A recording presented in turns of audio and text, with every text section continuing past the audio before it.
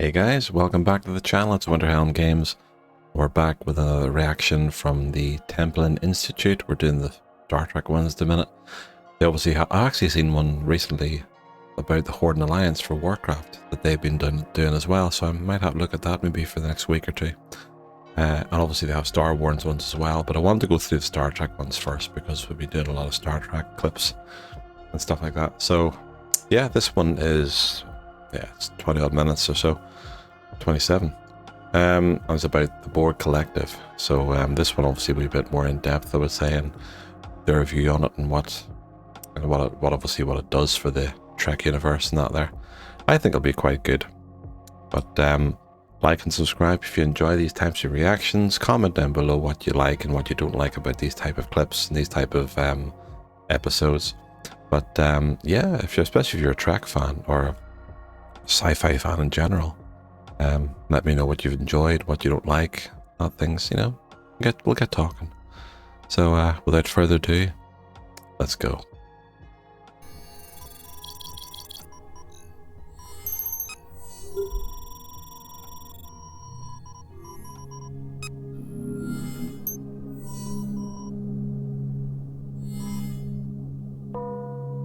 When the first starships of United Earth slipped the boundaries of the solar system into the infinite universe that lay beyond, they did so with a singular but far-reaching mission.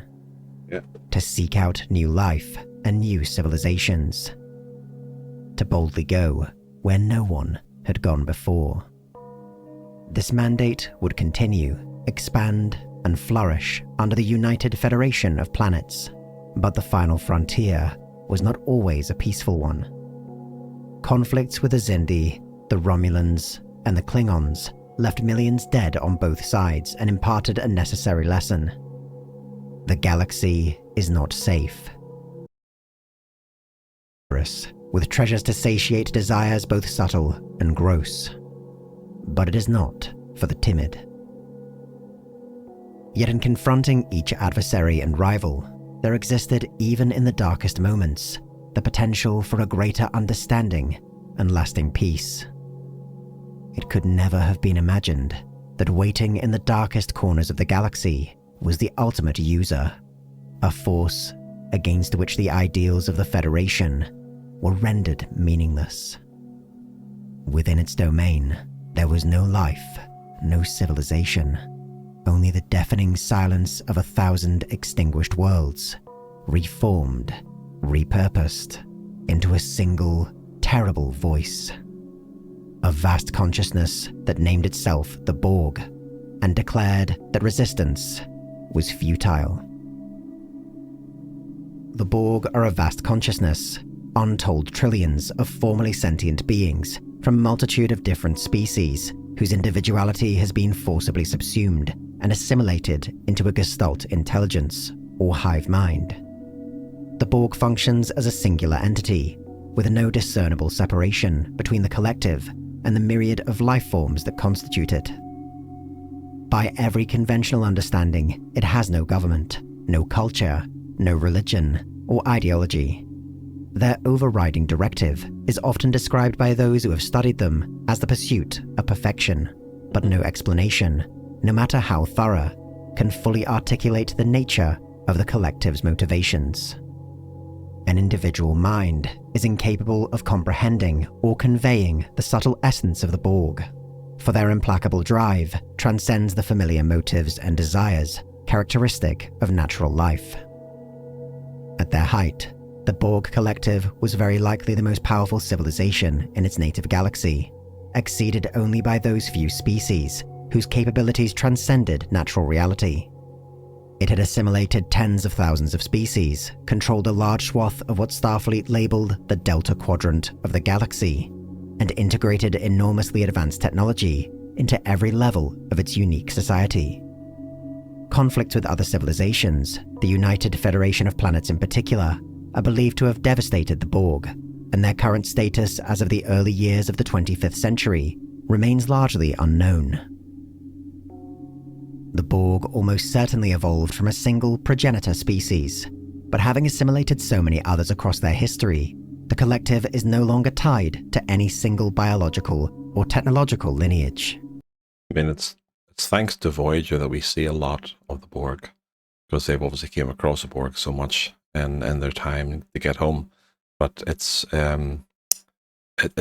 it always fascinated me how they. That's why I'm glad to react to this one, because it's always fascinating how they can portray this type of, or obviously come up with this type of race. But obviously, it's a collective of different races together. And I say there's no like religion or culture. It's just they're all drones. You know, they're all just doing what the hive mind. They're all part of it. But obviously, there obviously is a queen, and it's through her controlling of it in a sense. But yeah, it's interesting how it can manifest itself, and obviously, yeah, being as strong as it was at its height would have been the more powerful race and the more feared race in the galaxy. But let's continue. At least 10,000 species are believed to have been incorporated into the Borg. Humanoid life is often favored by the collective, but they have also shown no hesitation in assimilating a diverse array of life, including those exhibiting more extraordinary biological features. The process of assimilation typically begins with the injection of nanoprobes and stabilizing metals into the host's bloodstream. These quickly begin to override native cell function and reconfigure neural pathways. The effects of the process manifest first as skin mottling, as the flow of blood within capillaries is disrupted. Eventually, though usually within a few hours, Borg nanoprobes construct rudimentary implants and other structures that penetrate through the outer layers of skin, flesh, and bone. Higher brain functionality is subordinated, and the host becomes integrated into the greater hive mind. The individual consciousness of the host is suppressed, and its physical form is now a drone within the Borg collective. Once the initial phases of assimilation have been completed, additional cybernetic implants are incorporated depending on the function the drone is expected to fulfill. The nature of these implants varies significantly, with more specialized drones sometimes having body parts amputated and replaced with additional implants as required. The role of a drone within the collective is determined by a number of factors and can be altered over time, though certain assimilated species have been disproportionately utilized for specific duties. By this point in the assimilation process, the host's natural life signs will be almost impossible to discern through most methods, and even its native species might be difficult to identify depending on the extent of its modification. Again, this is Voyager, so it's Annika Hansen's parents, 7 of 9, and obviously going through the whole story of how she was assimilated. The assimilation process is complete once the drone has been given a numerical designation in the form of a sequential identifier, for example, 3 of 5 or 7 of 9. The first number of a drone's designation indicates its position within an assigned subgroup, while the second represents the total number of drones within that particular unit. Fully assimilated drones gain enhanced capabilities from their cybernetic implants and genetic modifications, yet also operate under specific constraints. They can function for extended periods without shelter, food, water, or atmosphere, and require only a supply of energy to maintain their implants, which in turn maintain biological functions. They can perceive the entirety of the electromagnetic spectrum, individual molecules, and even the geometry of multidimensional space-time.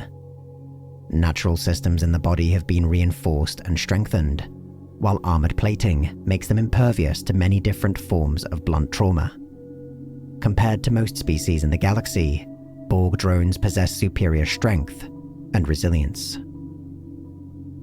The energy required to keep a drone functioning is typically provided by special regeneration alcoves, though a variety of other methods might be utilized in special situations. Alcoves additionally can be used to repair even major damage to a drone's body, far more thoroughly than a drone's own nanoprobe supply. Drones can function up to 200 hours without regenerating, but must shut down all their non-essential bodily systems while the process is taking place. A Borg drone undergoing regeneration might appear asleep or unconscious, its individual life signs indistinguishable from its alcove. Common functionalities of Borg drones also include neural transceivers that keep them linked to the hive mind, personal protective force fields, and cortical and neural processors. These latter devices are necessary to rapidly intake visual information and seamlessly process what would otherwise be overwhelming amounts of instruction and data from the hive mind. Assimilation tubules are also ubiquitous, with any Borg drone capable of assimilating biological life forms and local technology. A single drone, in the absence of external interference, is capable of assimilating entire starships or similarly complex systems. Without any concept of individuality, the Borg function within a single entity. This resulting collective, the vast hive mind administering the Borg civilization, facilitates remarkable efficiency in both decision-making and execution. Every drone functions as both a vessel of labor and a component of the collective's enormous computational network, endlessly processing and disseminating information. Each Borg drone may concurrently engage in a diverse array of tasks spanning the entire hierarchy of the collective's needs, from local, immediate concerns relative only to that single drone, to complex, large-scale endeavors that address the strategic objectives of their entire civilization. The enormous computational power derived from its drones allows the Borg to execute a nearly limitless number of tasks or calculations simultaneously. When presented, It's kind of like seeing how fast a Borg could do it, or like an android like Data could do it in terms of these millions of calculations per second. It always became interesting, especially in one of the films, when the Borg were on the ship. Data was locking out the main computer to do so, obviously doing it quicker than they could assimilate all the information and take over the ship. But it was interesting to see the comparison between android and drone. With a challenge, the collective is able to consider and analyze every conceivable course of action, integrating not just factual data, but the vast repository of experiences accumulated from each individual and each civilization that has been assimilated.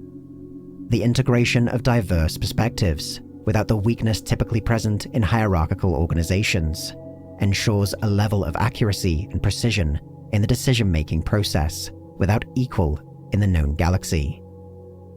Even decisions that might be deemed unthinkable by other species, with profound and far-reaching consequences, can be made without emotion, ego, or bias.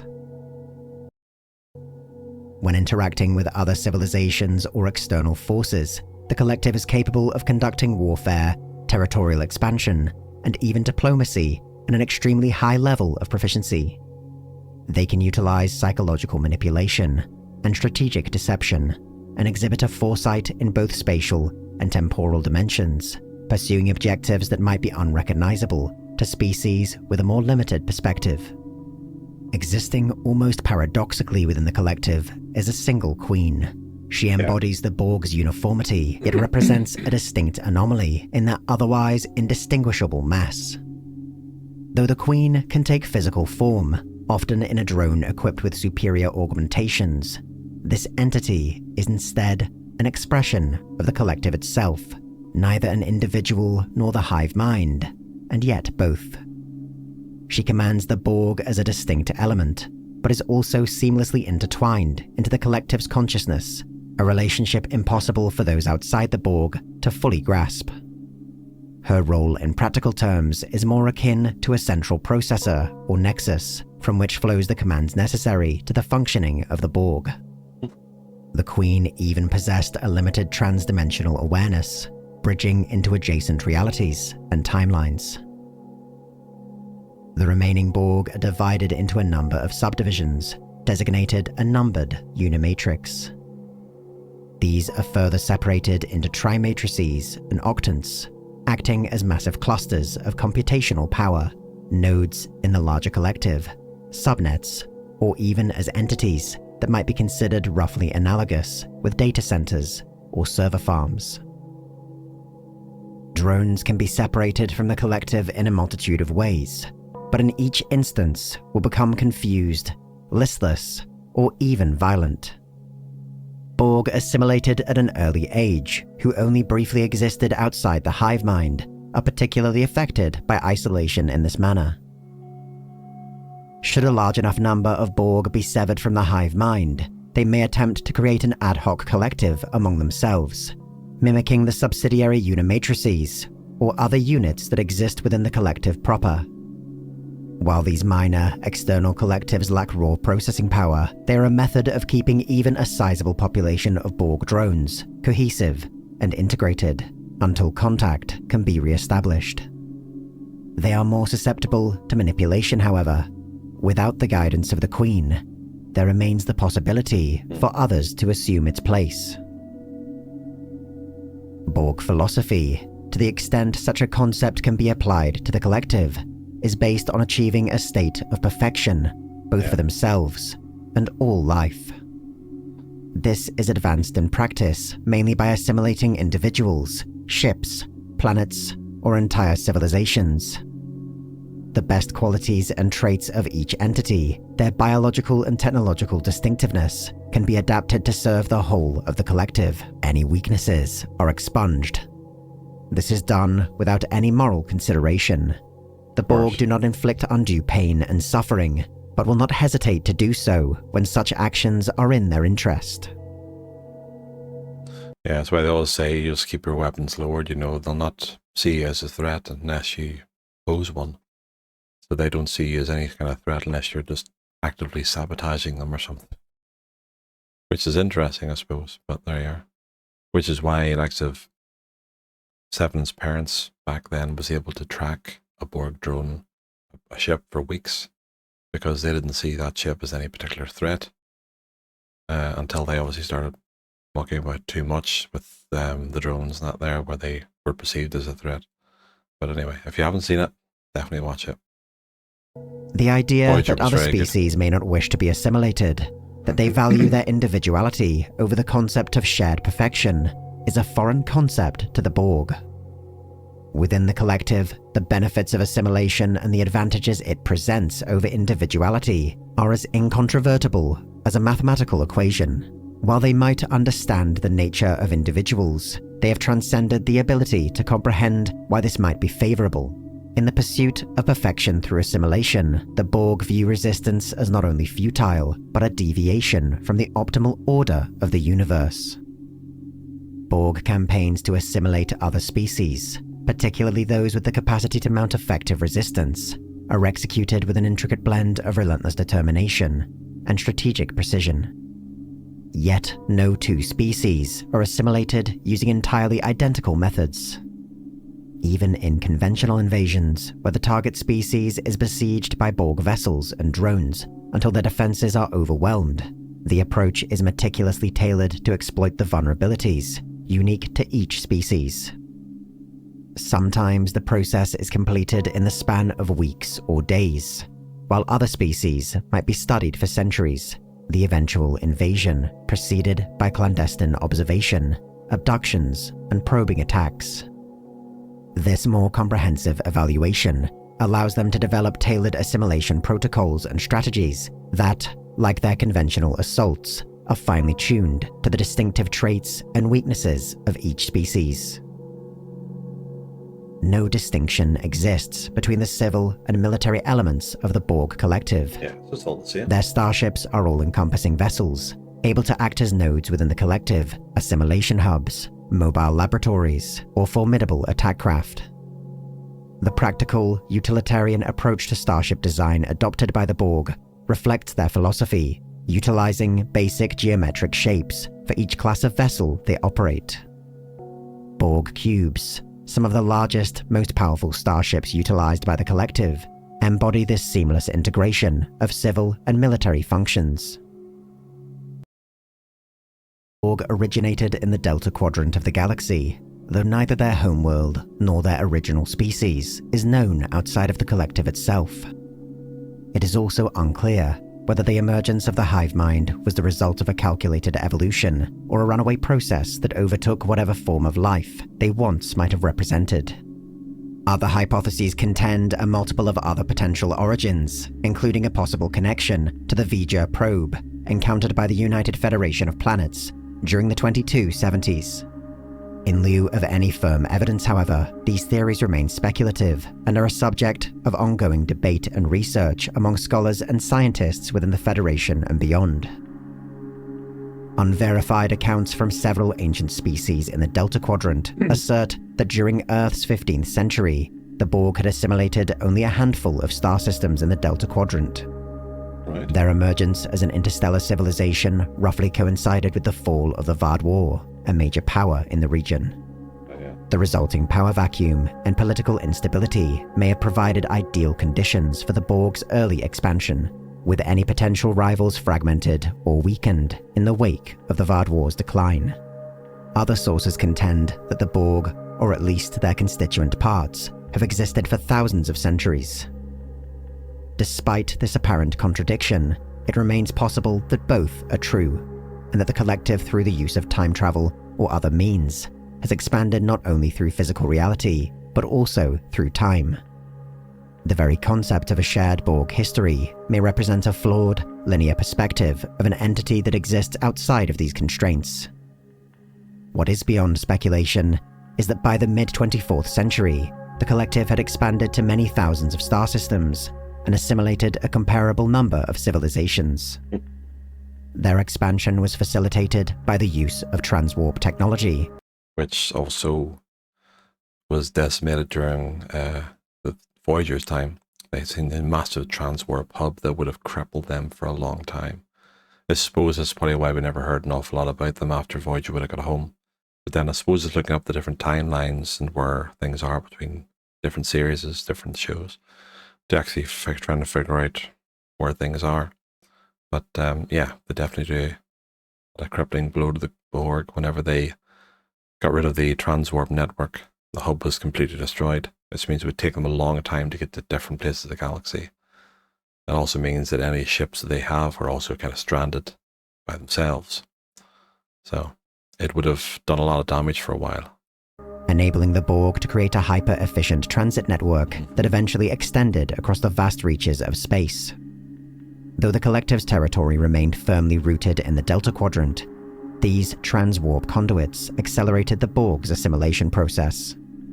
Its vessels could appear almost anywhere in the galaxy, with minimal warning to any local civilizations present. First contact with Starfleet was marked by the United Federation of Planets as having occurred in 2265 by the USS Enterprise D, under the command of Jean-Luc Picard. The encounter was provoked by the entity known as Q, which had temporarily transported the Enterprise thousands of light years beyond Federation space. The information obtained by Starfleet during this brief but violent meeting provided new context to a series of earlier incidents. It confirmed that the Borg had been the catalyst behind the influx of refugees into the Alpha Quadrant, most notably the few survivors of the L-Orion species. The disappearance of multiple Federation starships and entire colonies on both sides of the Romulan neutral zone were likewise recognized to be the start of a systematic reconnaissance and probing campaign, signaling the collective strategic preparation for a broader invasion of the Alpha and Beta quadrants. In 2366, the Borg conducted a more overt incursion, directing a single Borg cube through Federation territory on a course for Earth. Among the thousands of Federation citizens assimilated by the collective during the opening stages of the attack was Captain Picard, Locutus of Borg. The designation given to Picard within the collective was a unique intermediary in the makeup of the hive mind, an individual whose role nearly replicated the function and influence of the Borg Queen. With Picard's knowledge of Starfleet's defenses, Locutus decisively destroyed the main Starfleet defense effort during the Battle of Wolf 359. Though the cube was destroyed and Picard rescued from the collective, a rare instance in which the assimilation process was able to be reversed, Borg incursions into the Alpha and Beta quadrants continued sporadically over the next few years. Another major attempt to assimilate the Earth was made in 2373, in this instance utilizing time travel to erase the Federation from existence. That was in the film, yeah. This too was prevented. but resulted in Borg debris and drones being scattered across First Earth's contact. polar ice cap in the year 2063. In a unique instance of a predestination paradox, several of these drones were later recovered in 2153. Upon their reactivation, they successfully transmitted the location of Earth to the Borg Collective in the Delta Quadrant.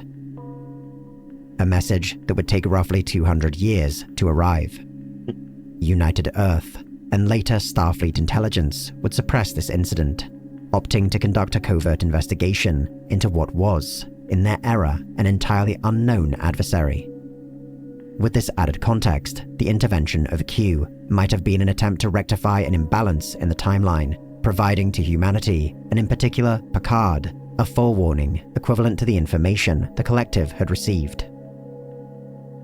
In 2173, just months after the Borg's failed attempt to alter Federation history, the Collective successfully breached into fluidic space, an extra-dimensional realm, composed of organic matter in the place of stars or celestial bodies. That was interesting. A civilization located within, designated by the Borg as Species 8472, proved entirely immune to assimilation and inflicted devastating losses after counterattacking through the breach created by the Collective. Hundreds of worlds, thousands of vessels, and millions of drones were destroyed in the war before a countermeasure was developed, a victory made possible with the assistance of the USS Voyager, a Starfleet vessel that had been stranded in the Delta Quadrant and had closely observed the conflict's progression. Voyager's intervention concluded with the rescue of Annika Hansen, designated within the Collective 7 of 9. Like Picard, her unique experience as a drone within the hive mind would be critical in furthering Starfleet's understanding of the Borg. Its capabilities weakened, the Collective suffered another major setback in 2377, when it was discovered that expressions of individuality had resurfaced within a small percentage of drones. Through a genetic mutation, these individuals were able to interact with one another when regenerating, creating a virtual reality concealed from the Collective, known as Unimatrix Zero. The Borg Queen personally managed the dismantling of this reality, but its mere existence revealed that the Collective's hold over its drones was not absolute. Yet the greatest cataclysm to befall the Collective occurred in 2378. Armed with technology and knowledge provided by a future version of Captain Janeway, the USS Voyager was able to destroy a Borg unicomplex, a pivotal center of the Collective, and infect the hive mind with a neurolytic pathogen. This resulted in a cascade effect that devastated the Borg across their transwarp networks and effectively removed them as a galactic power. By the 25th century, the Collective has essentially ceased to exist. Borg starships and other installations were left adrift, scavenged for parts, or meticulously studied and dissected by nations such as the Romulan Free State, committed to replicating Borg technological advancements. The hive mind itself had been deeply fragmented, and further incursions into the natural flow of time created, in one instance, a rival queen that sought to build its own competing collective. In 2401, in a desperate effort to restore the greater collective, the primary Borg Queen negotiated an alliance with the faction of Changelings, similarly displaced following the conclusion of the Dominion War. Through a systemic infiltration effort, Borg nanoprobes were distributed within Starfleet's transporter network, the prelude to a mass assimilation effort that could be triggered simultaneously across billions of Federation citizens. Vox, another Borg entity modeled on Locutus and formed from the assimilated body and mind of Picard's own son, was an instrumental asset as part of this greater effort. During Frontier Day, a significant event marking the assembly of the entire Starfleet in orbit. It's obviously doing with the series Star Trek Picard. If you haven't watched it, definitely need to watch it. It was very, very well done. Quite interesting. They were going to have, as far as I know, Kate Mulgrew in there as Janeway for like a cameo. But I'd heard obviously they'd stopped because they wanted to see about doing a new series of Janeway, like a spin-off, like the way Picard was. If they do, then hopefully it'll be a decent one. Even if it's only one series, it'd be quite good to see how, from her perspective, over the years in the Admiralty. That could be interesting. Of Earth, the Borg initiated this mass assimilation event. Fleet Formation Mode, a radical new technology intended to further integrate Starfleet vessels, was exploited by the Borg to turn Starfleet against itself, with only a scattered few ships able to resist assimilation. One such vessel, the USS Enterprise D, undergoing recovery and restoration, was urgently reactivated, and in a daring gamble, successfully severed the connection the Borg had established across Starfleet. The final cube, under the control of the Queen, was destroyed, and the last remaining instance of the primary collective extinguished. The galaxy is not safe. It is not for the timid. The Federation will inevitably come into contact with new forces that threaten it, rivals and challengers, against which its ideals will be tested. But perhaps the greatest victory it will ever achieve, its most profound triumph, is that the next generation will never again hear the voice of the collective, never again hear the words that consigned 1,000 civilizations to a fate worse than death. We are the Borg. Resistance is futile. There you are. The Templin Institute investigates the nations, factions, and organizations of alternate worlds. It is good, though. It is very good to see their, the Templin Institute's take on things, looking into the history of each race and that there, and how it gets together. But definitely, I would follow them. I would advise everyone to do the same. It's quite good. It's interesting. You can go over these yourself, obviously, without me talking over it, or stopping every so often. But if you do, or perhaps you're looking at these because you have watched them yourself anyway and like to see other people's interpretation, I have enjoyed it. And if there's any questions, of course, you can let me know in the comments down below. But this was an interesting one because, say, the Borg was always throughout Star Trek, and it always was like in its heyday they were the biggest and the most powerful race and the most feared race, because of simply they had no morals, they had no issues with things like that. They just went in, they saw perfection, they would have killed anything in their path, and, well, not kill it, I suppose, but in a sense kill it, but obviously assimilate, so that they become one of them. They assimilate all that knowledge, so they know everything about that race, their technology, cultures, everything, and use that to strengthen themselves and to seek perfection. So using both cybernetic implants and biology to become perfect. But no one is ever perfect. This is obviously something that was spoken about over Star Trek and many films as well, that to seek perfection out there, they went over it so many times. Believing, as I did actually said this in First Contact, was believing oneself to be perfect is often the sign of a delusional mind. So I always thought that was a good quote from him. But yeah, it's interesting. So leave a like down below. It helps out the algorithm. It's free to subscribe as well. You can look me up on Twitch and on Discord as well, and you can join there. Again, it's all free. And see you around. Maybe see you next week for another review, another reaction. And you can keep an eye on the different games that I'm doing as well. I'm finishing up a campaign on Warcraft, the War Within. So if you're interested in things like that, they should be up on the channel by now, or at least finishing off. So yeah, enjoy, and I'll see you all in the next one. Take care, guys. Have a good day. Bye.